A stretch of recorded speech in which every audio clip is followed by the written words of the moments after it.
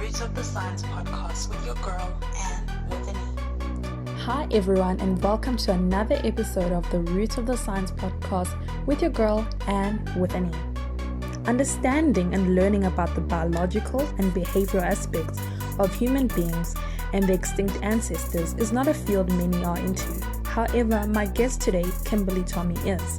Kimberleigh is a PhD candidate at Witwatersrand University, South Africa. She's a biological anthropologist who's currently studying the evolution of bipedalism, or otherwise known as upright walking in our species, the Homo sapiens, humans. She is passionate about the representation of African researchers, primarily diversity. She's also into science communication. In this episode, we chat about all of this, and also her research focus, as well as so much more interesting stuff. So do stay tuned. Hi, Kimberleigh. Hey, Anne, how are you? I'm good, thanks. Thank you so much for joining me today and taking the time for us to chat. Well, thank you for having me. You know, sometimes us paleo people feel like we're left on the sidelines, so this is a nice surprise. No, don't worry. We will include you. Everybody is welcome here. So I just want you to tell us a bit about yourself, Kim. You know, where you're from, your age, and also just away from the science stuff. What's your take? Does pineapple belong on pizza? Oh, no. Okay, so my name is Kimberleigh. I am 27. I will be turning 28. Sadness. I am from South Africa, born and bred. I've lived in Gauteng my entire life. I'm from the west end of Gauteng, but as it stands, I've moved closer to my university, so I'm in Braam at the moment. Do I believe pineapples belong on pizza? I'm just going to be honest. It's a no, but when I was young, I'm so ashamed of myself. I did eat Hawaiian pizza. It was a weird time in my life. I was a weird child.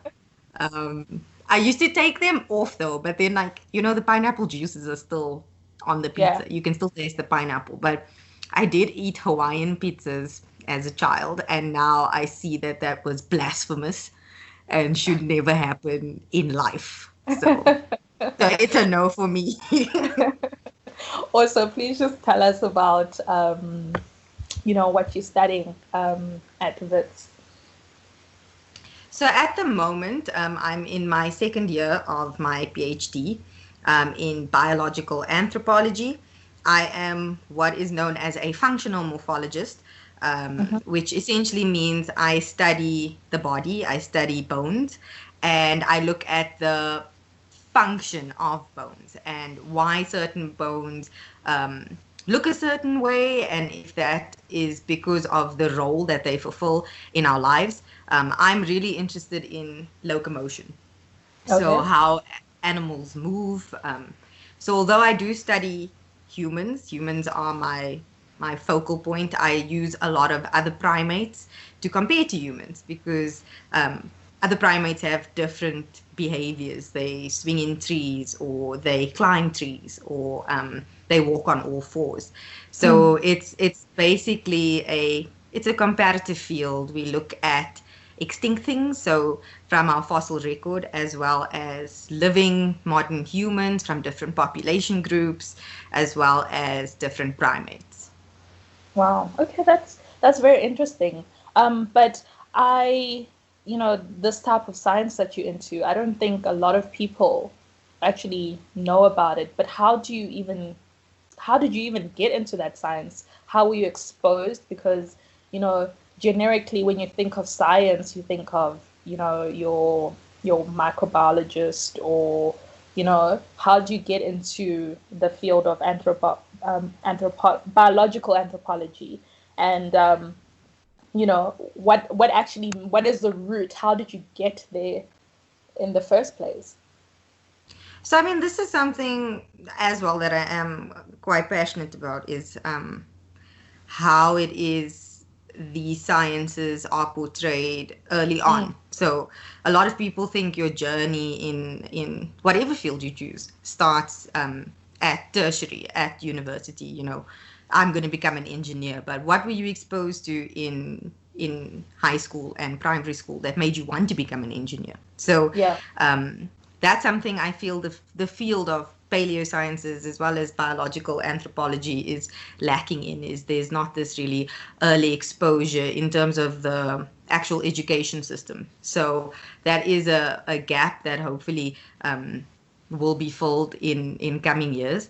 But one thing that we do have to thank as a field, I think, especially paleosciences, archaeology, biological anthropology, is we owe a lot to the creative field. We owe a lot to filmmakers and documentary makers, and that was my initial exposure, was through watching documentaries. I was obsessed as a child with Egypt. I loved Egypt. I wanted to become an Egyptologist when I grew up. I loved watching stuff on mummies and how they learned about, these ancient civilizations, and that is something that I was exposed to through watching TV.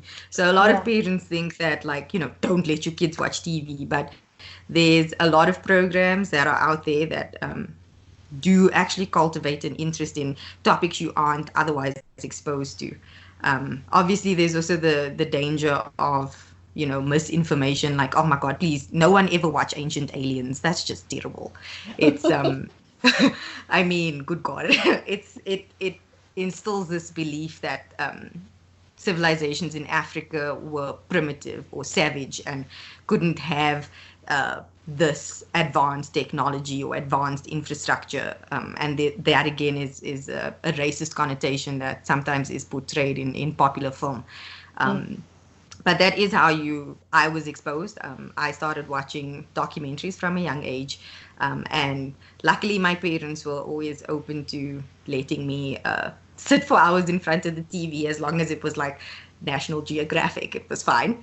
I mean, later on, it's going to sound like the typical story. Oh, I wanted to do medicine and I didn't get into medicine, and so I did science.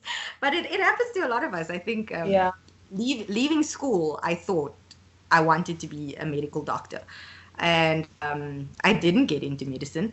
I did qualify for science. I thought, okay, I'll do it the route of, I'll do science in my undergrad and then I'll leave to medicine after completing a science degree.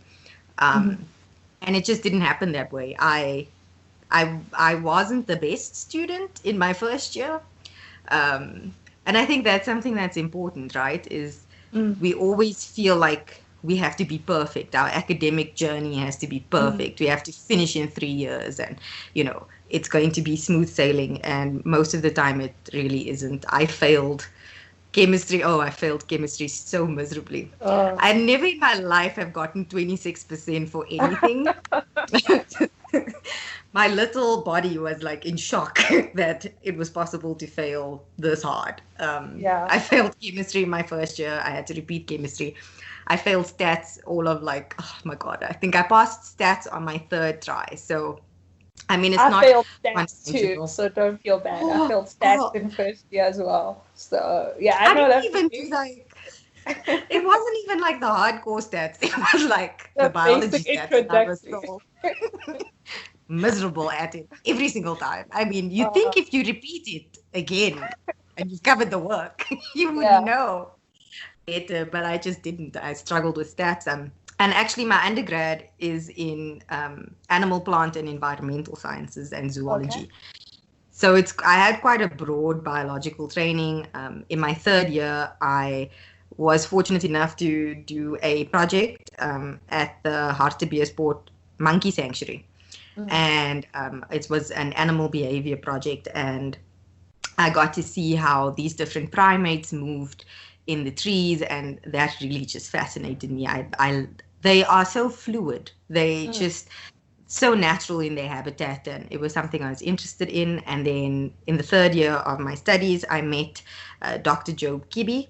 He would become our honor supervisor. Unfortunately, he's left. He's back in Kenya.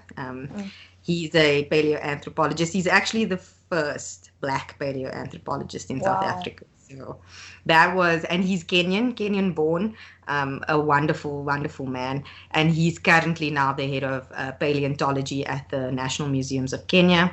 So Job had introduced me to paleontology, essentially saying, oh, you love Egypt, you love ancient stuff. Do you know that we have this in South Africa? And I actually didn't. I hadn't even been to the cradle of humankind. I hadn't seen any of the fossils before. And that's something also, again, is a product of privilege. Not everyone attends schools that can afford to take them to the cradle, or have parents who can afford to take them to the cradle. And so I actually pursued my honors and masters in paleoanthropology, and then decided that in order to improve my skill set, I'd like to be able to understand not only bones, but soft tissue, and understand muscles and how muscles act on bone. And so I then changed in my PhD, and I'm now based at Anatomical Sciences at Wits, and I now look at living humans and soft tissue, as well as fossils. So all of this is in an attempt just to make me understand the body a bit better, so that when I do my science, I can actually say something with confidence, because it's something I've learned. Wow, what a journey indeed. And I think I like how you say that, for whoever's listening, that I think when people think of people in academia, especially when you've reached your level as PhD, they think you were this model student who got everything right, but there's always such a journey behind that. So it's really comforting to know that somebody, at the level that you are at, is confident enough to say, hey, I failed. The journey isn't always smooth, So, with that being said, that you're currently in your PhD, you're in your PhD. However, I know that you didn't go straight from your master's into your PhD, but most grads, although they are burnt out, because it's a lot, right? They go full steam ahead, particularly because they can't find employment, or because they know that if they stop, they won't have the opportunity to have funding available when they return. So for you, why was it so important for you to take that break in between your academic journey? And was it difficult, for you to come back? So definitely I didn't take the linear route in terms of my studies. I've always worked. I've had jobs since I was 15. I worked in video stores. I was a waitress. I've done everything. And that was really early on. My parents kind of instilled that in me, that I need to be able to earn for myself, and not to say they just left me on the sidelines, but just to ensure that I cultivated a sense of independence very young. I did take a break between my honors and my masters, and I think that was the most difficult decision for me. I was burnt out. I was exhausted. I think a lot of people can attest to the fact that an honors degree is a very trying time. It's extremely difficult. It's such a transition. You go from, a lot of us still have coursework. Well, most honors programs, you still have coursework. And then on top of it, you have, your research. First actual exposure. To a research project. So it makes you feel overwhelmed. I remember I felt extremely overwhelmed. We had a really broad training in paleontology. I knew I wanted to stick to paleoanthropology, but I had to learn about different aspects of actual paleontology in general, because you need to contextualize what it is you're doing. And that was challenging. And at the end of the year, I was exhausted. I was tired. I was burnt out. I had lost a ton of weight. I was stressed. I wasn't well. I will say I wasn't well within myself. I didn't feel strong mentally. I didn't feel like it was the right environment for me at that time. So I did take a break, and I see why a lot of students are hesitant to take a break, because here I was thinking, oh, I'm a Wits graduate and I have a postgraduate degree now, and a job is going to fall into my lap, and that's not the way the world works. So exactly, and it is a niche degree, so it was difficult to find work. I actually worked as a receptionist at a law firm for a few months. Yeah, so it wasn't like I left and I got a job in my science. I worked as a receptionist, and then essentially I stayed in contact with my supervisors. I think if anyone follows me on Twitter, they would know I adore my supervisors. They are wonderful people. So I had stayed in contact with my supervisors. And at that time, this is when Dr. Kibi was going back to Kenya, and he had gotten hold of me and he had said, I'm moving back to Kenya. I have some funding. I would like for you to have it, and so that you could pay for your schooling. And this is, I'd like to put this money to good use because I can't exactly access it. I'm leaving the institution. So he actually gave me funding to start my master's. I started my master's under the supervision of my now PhD supervisors. And I actually finished my master's within a year, which was quite tough. Wow, record time. Yeah. Record time. I am extremely proud of it. It was a challenge, but you see, like a lot of students have to think of finances, and it is something I thought about.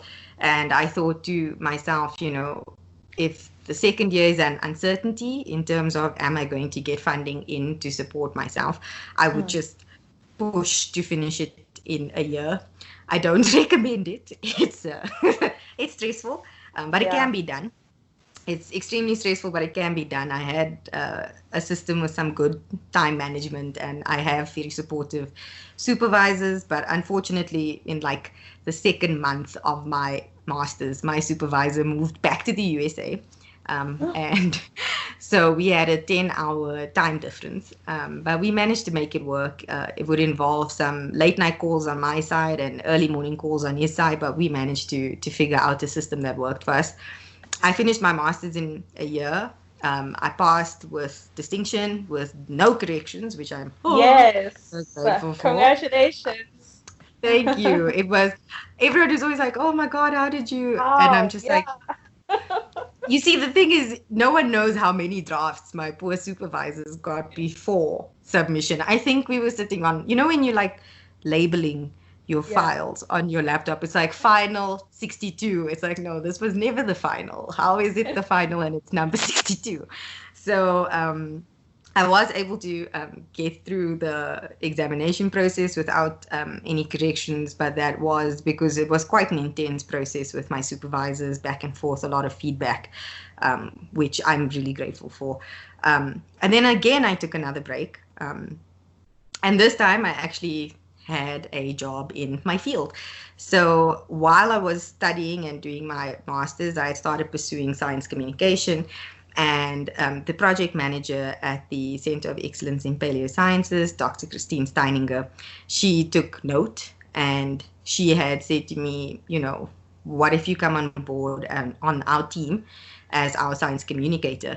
And so I did that for a year, working full-time for the COE, doing press releases, running social media, working with researchers and partner institutions and media houses and NRF, the Department of Science and Innovation, and that was a year of my life, which was really difficult to leave because I loved my job. I love science communication, but I did ultimately want to come back and finish my PhD for myself. So I started the PhD last year, but I am fortunate enough to still be able to work in the field of science communication. I think it is important for students to take a break, though. Like, I looked at it as a moment of clarity. Just taking that time to think about what it is I wanted to do, what type of research I was interested in, where I saw myself academically. And so I think it did help me, and it gave me not only a break, but a minute to recharge. And, sometimes when you're going through your degree, it's so painful. you're reading things all the time, Yeah. and failed experiments, and there's a lot of rejection in academia that can take quite a mental toll on you. So it allowed me to recharge and rediscover my passion for my science, which I think ultimately has benefited me now. Wow, that's fantastic. So you took the time to gain some experience, and I love how you mentioned that you've got such a good working relationship with your supervisors, and that is so important, to have that good relationship. And I'm sure that's why it resulted in you having, can we just say this, no corrections, and you finished the year. Damn, girl. What? Anyway, Thank you. can you just give us more insight on your current PhD research? I know you briefly mentioned it earlier, but just to go into a little bit more detail so that people can have a greater understanding. Okay, so if you think about it, there's this image that's like popular in mainstream media, which is, I don't know if it's called the March of Man, which firstly, why is everything man? Like women we were not featured in evolution, or we were just tag-alongs, but that's another whole conversation. Girl, just upsets me. But essentially it shows this transition from something that's more chimpanzee-like, and slowly it starts standing upright, and it ends with an fully upright human being walking. So that is a terrible image for a number of reasons, but also because it actually depicts evolution as linear. So evolution is not a linear thing. We know that there's a lot of mixing, there's a lot of branching off, and essentially evolution kind of looks more like a braided stream. So it's very complex. But what also about that image is incorrect is the fact that it depicts how we started walking upright as a linear process. And that's what I'm interested in. So one of the defining characteristics of modern humans is our ability to walk on two legs. It's something that we do well.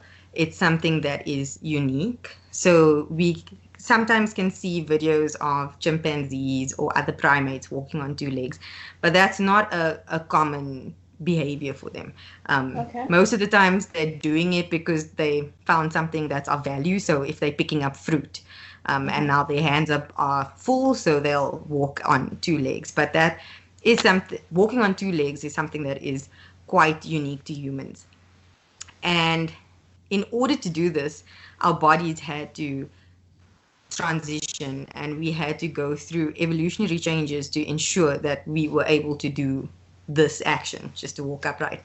So that's something that defines modern humans as well as hominins. So hominins are our ancestors, right? And people and members of our family tree. And so I study the evolution of upright walking. But in order to do this, I look at different joints, essentially, of the lower limb. So I've studied the pelvis, so that's looking at the hips. And then I went on to look at the ankle, and now I'm looking at the knee. And these joints are so important because if you've ever twisted your ankle, you would know how difficult it is to actually walk after having hurt your ankle. So looking at these different joints allows us to understand how our bodies are loading because of the way we walk, right?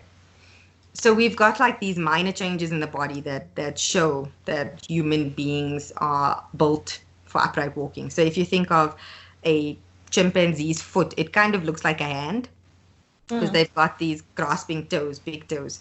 So they still spend quite a lot of their time in the trees, whereas human beings, our big toe is in line with our other toes, and our big toe is quite sturdy because it has to push off the ground when we walk.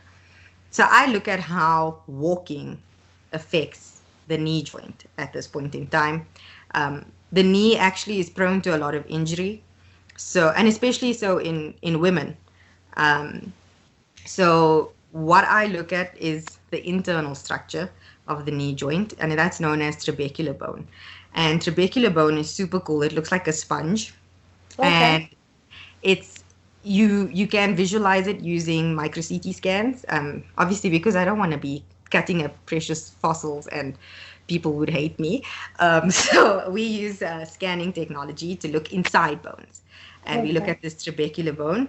And trabecular bone remodels according to loading. So if you load the bone, it optimizes. So it acts in a way to ensure it's the best possible structure to support the loads.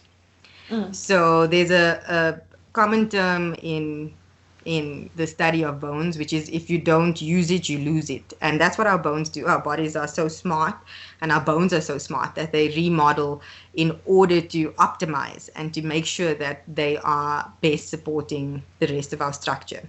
So I look at that in the knee. I look at it in modern humans, as I said, because we're quite injury prone and our knees tend to get hurt quite easily.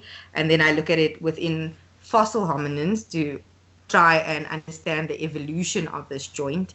And then I also look at it in other primates just to understand how different locomotor behaviors will cause the bone to remodel in different ways. Wow. I have learned so much in that. That's so fascinating. Thank you for that. And I hope that somebody out there gets exposed to be like, you can actually do that. Because I'm sure like not a lot of people know that you can do all the things that you mentioned. Wonderful. It's such a broad field as well. It's not only used. There's been studies on sportsmen. So looking at like, for example, power lifters, distance athletes, gymnasts.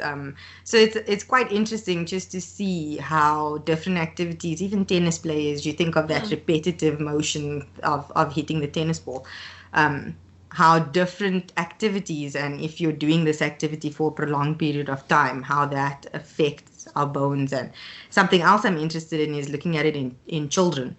And so, when babies are learning how to walk, this is such an important time in children's lives.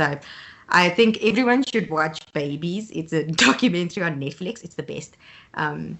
And also there again, we see changes in babies who are crawling versus just learning to walk versus confident walkers. So this is such a broad field, and it essentially just has to do with trying to understand how our lifestyles affect our bones. So, I mean, a lot of people think studying the past or studying bones of ancient hominins offers nothing in the sense of, what does it add to my life today? Exactly. But like I said, understanding things like injury, understanding how it is these joints have evolved and what it is they are optimized to do helps us understand injury a lot better and how to prevent injury or treat injury. Another joint that's prone to injury is the shoulder. And we actually understand now, well, there's a lot of hypotheses from different scientists that the shoulder joint has changed so much, because before it was strong and flexible. Because if you think of like a primate in trees, they would need to have strong, flexible joints.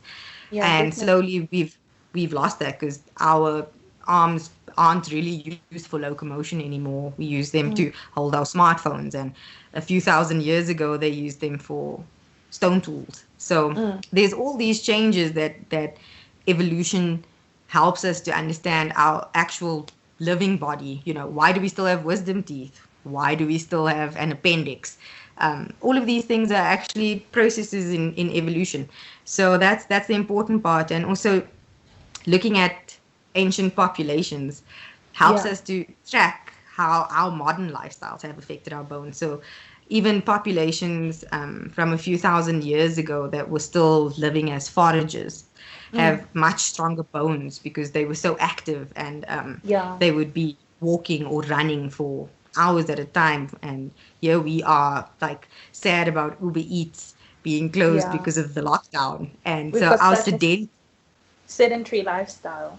Yes, our sedentary lifestyle has changed our bones. We have relatively lighter, less dense bones, just because we aren't as active.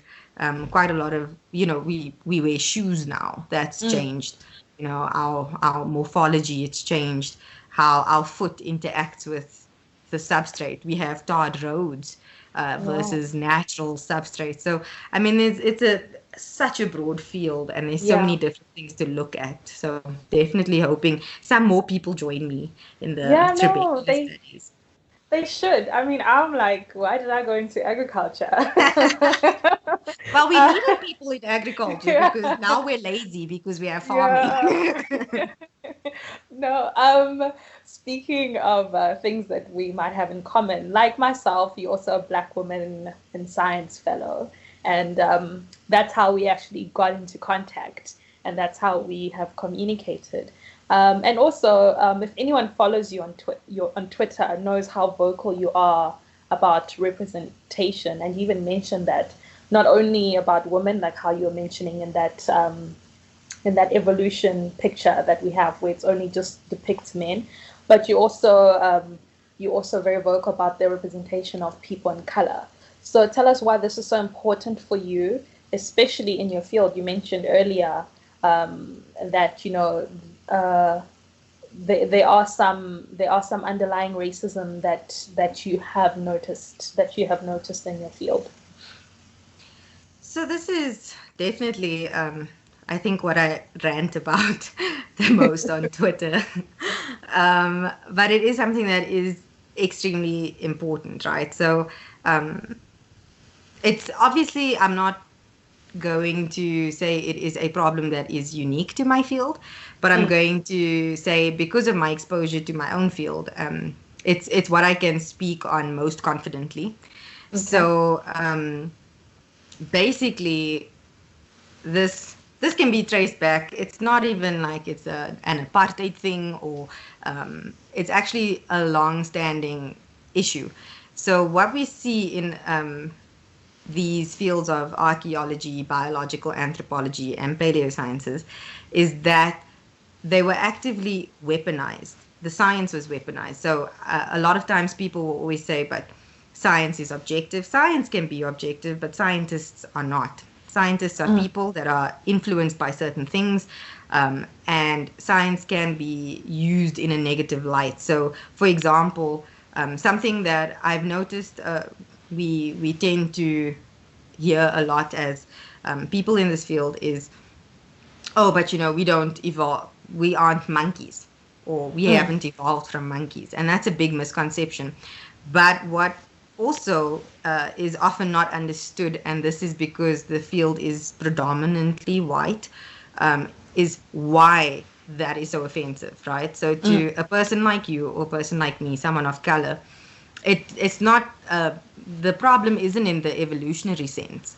The problem is that before we were told we are primitive, and people like us are primitive, and we are essentially not human, right? So accepting evolution becomes something that's extremely difficult, because evolution never accepted us. We were treated as subpar humans. So that's quite a big challenge we're facing, is how evolution and these fields, not only evolution, but fields like medical sciences, have contributed towards racism and structural inequality. So that's something that I am passionate about. I think that it's pointless dismissing it, because that doesn't solve the problem. We need to face it head on. It needs to be something that's addressed loudly, and something that then the work has to go into it. So we face these challenges, even in an apartheid sense. A lot of studies on human beings were derogatory and used to justify the apartheid system. And this was like saying, oh, but black people have a smaller brain, or that it's not as developed, or women shouldn't be allowed to vote because they're emotional, or whatever the case is. There's so many different fields that contributed to it, but ultimately there's a distrust for the science now. And also the science itself lacks in that. Imagine you only have a group of people who have shared a common life experience. That means that all of their questions are shaped by their life experiences. And because their life experiences are all similar, you're getting the same type of questions. So I believe firmly that science is more about asking questions than finding answers. And the more diverse group of people you have asking the questions, the better your science will be. And for a long time, people of color and women, and I will say women of color, because a lot of times we say people of color and women separately. And then at this intersection falls us, women of color.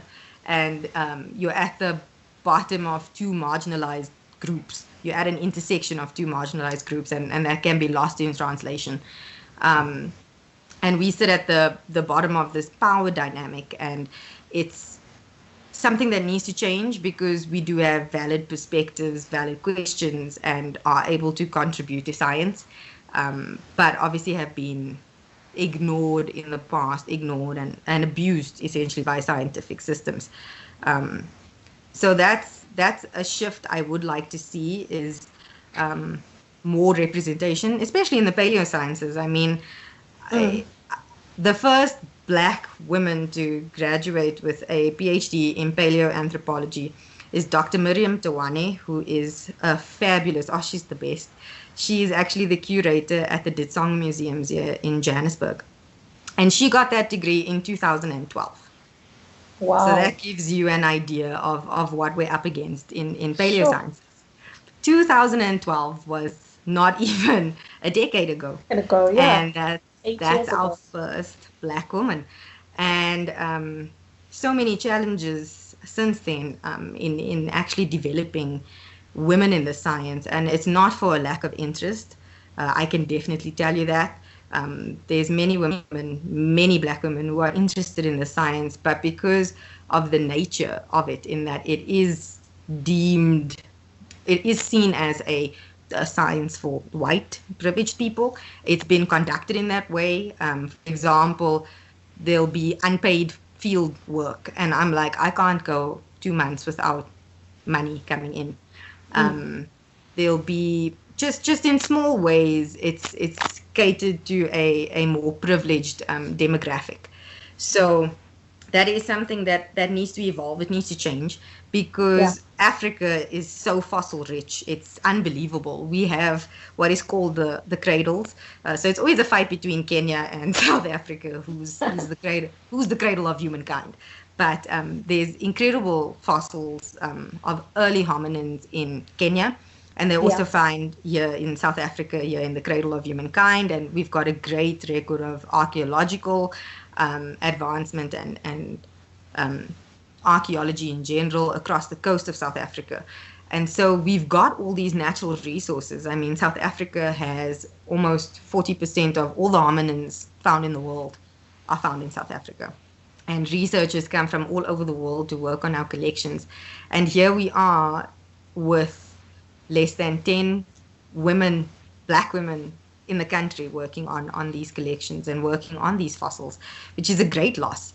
I mean, these are women from different communities, different perspectives, different knowledge, and with so much to give, but without a platform or an opportunity to do so. So that is something I am passionate about, because we need to essentially not tip the scales, but in order to right the wrong, you need people in the field who are willing to call it out.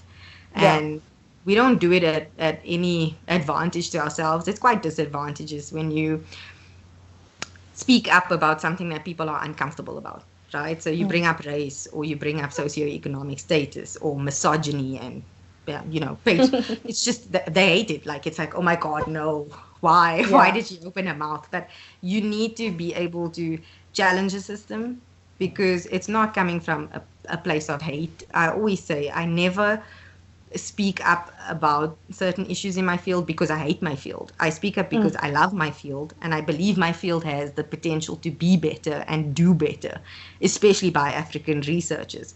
So that's something I am really vocal about, I think sometimes to my own detriment, but it's important to keep those conversations alive, and also to hold researchers accountable. There can't be this exploitation of Africa any longer. It's not conducive to the science, and it's colonial, and it needs to stop. So that's my big push, is to ensure that we see African people. We have fossils in our backyard. I want us to see more Africans studying it. I'm tired of going to international conferences and there's 10 of us from South Africa and there's 1,000 Americans who work on the same fossils. So we need to start generating this next generation of African-born researchers.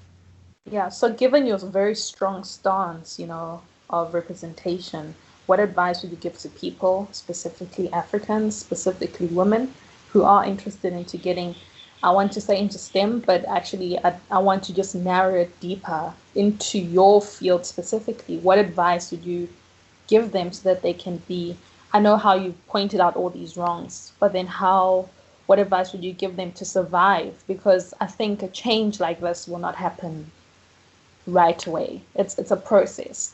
So how have you survived, and how can others survive so that they can withstand all of that? And then maybe in 10 years time you can say there is 200 paleontologists, Africans, women, who are attending these conferences. I think that my first bit of advice would be to find your people, find your support system. I'm lucky. That's something I have been fortunate enough to have, not only in my supervisors, but I have a number of mentors. One is Professor Rebecca Ackerman. She's at UCT. I like to call her my academic mom. And her entire lab has been such an incredible support system for me. And we're all in the same field, and sometimes we all complain about the same things, but we keep each other going. So it's important to find a good support system. I think it's also important to go into it with your eyes wide open, right? So I came in completely blindsided, and it's a constant learning process for me as well. I mean, I've had to learn about my own privileges and my own biases, and hold myself accountable and constantly question myself and work on myself. But I think it is important that we don't lead, you don't lead lambs to the slaughter. You give people a realistic interpretation of what it is you've been exposed to, but obviously you don't impose your experience on someone else. Everyone will have different experiences, but all you can do is be there to support the next person, especially when you are women of color and you're coming into a space that was never really created for you, and a space that is hesitant, I would say, to change. So that is the advice I would give, is just ensure that you have a support system. Don't let people drown your voice. That happens quite a lot. You're gaslit. You feel like, oh my God, am I just being dramatic? And I can guarantee you 9.9 times out of 10, you're not being dramatic. Something is actually going on. And it's important to always believe in your voice and to have that self-assurance. You have to assure yourself, like, okay, this is it. This is what I'm going through, but I will make it through. It is difficult, I would say, to encourage a lot of women into the sciences as it stands. But like you said, you need time for change. So if there is anyone looking to get into paleosciences and archaeology and biological anthropology, I assure you there are a lot of people actively working on getting this change to come. And it's not going to happen overnight, but we are at the forefront and trying to ensure that there's healthier spaces for people to come into. And that takes a lot of work. Like I said, it's a lot of structural problems, and you'd have to break down systems before you can see this big shift and this big change.